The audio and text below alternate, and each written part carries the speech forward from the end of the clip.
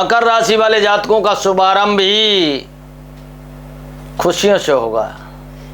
आपने जो सोच रखा है, पत्नी का पक्ष हो, माता पिता का पक्ष हो, भूमि भवन हो, नौकरी हो, पैसा हो, भाई बहन, रोग, विद्या, धन, संतान, शिक्षा, इन सब में आपकी 2025 में वृद्धि होने वाली है। उत्तम वृद्धि होने वाली है। क्या होने वाली है? उत्तम और श्रेष्ठ वृद्धि होने वाली है।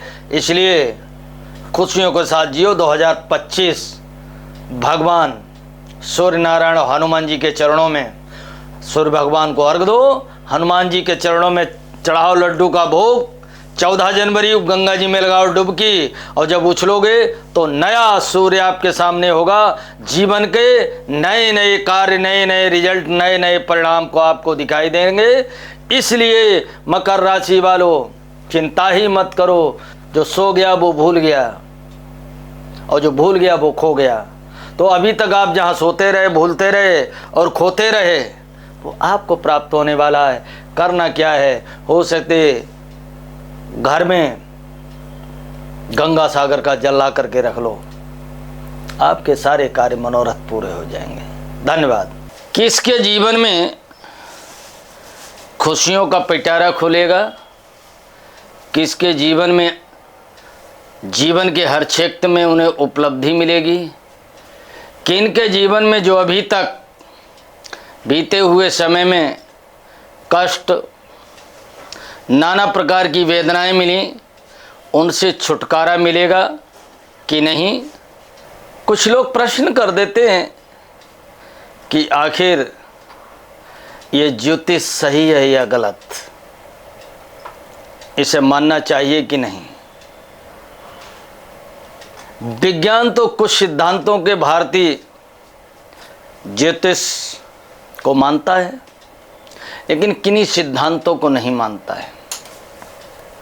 ज्योतिष यूरोप के सभी देश, अरब, मिस्र, बल्कि मिस्र की सभ्यता में भी ज्योतिष को माना जाता है।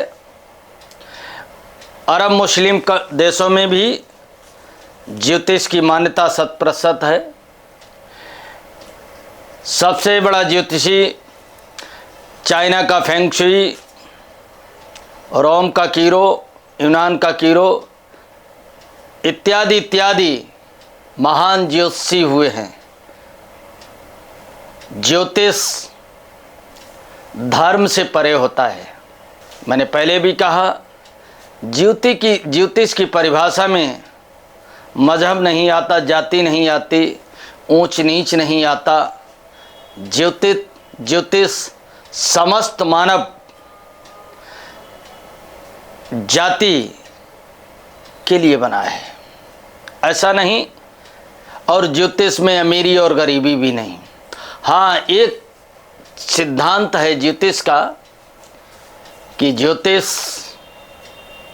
जिसके पास कुछ भी नहीं, फक्कड़ है और योगी है, जिसने ईश्वर संसार को ब्रह्म सत्यम जगत मिथ्या, इस संसारिक छल प्रपंची माया से जो व्यक्ति दूर कंदराओं और गुफाओं में रह रहा है, हाँ ये तो है, उसे भी प्रभावित उसकी साधना के लिए करता है।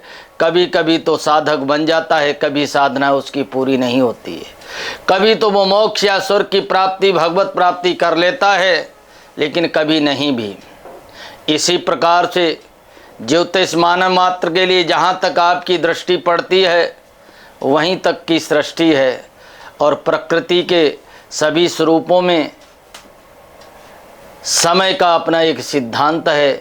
जहाँ गति है वहीं समय है, और जब समय छोटा पड़ जाता है और गति की स्पीड बढ़ जाती है तो वो दिव्यम ददात यानी लाइट की स्पीड या प्रकाश की गति कहलाती है।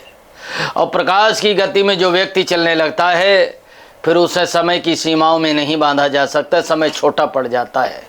लेकिन इस भूतल पर रहने वाले प्राणियों के लिए गति को क्रॉस करना नामुमकिन है, अर्थात समय बड़ा पड़ जाता है। और जब समय बड़ा पड़ जाता है तो समय से आदमी बड़े परेशान हो जाता है। समय एक ऐसा सिद्धांत है, जिन जिन पर समय पड़ा राजा से रंक बना दिया, रंक से राजा बना दिया। तब आवश्यकता मनुष्य ने खोज की ज्योतिष की। ज्योतिष मनुष्य जीवन में, जो लोग अपने जीवन में सफलतम कार्य में करने में सफल रहे हैं या महान बनने में सफल रहे, उसमें ज्योतिष का भी अपना सिद्धांत रहा। रावण से लेकर के, राम से लेकर के कृष्ण, गांधी और गौतम, ये सब लोग अपने जीवन में ज्योतिष के सिद्धांतों को पाते चले आ रहे हैं।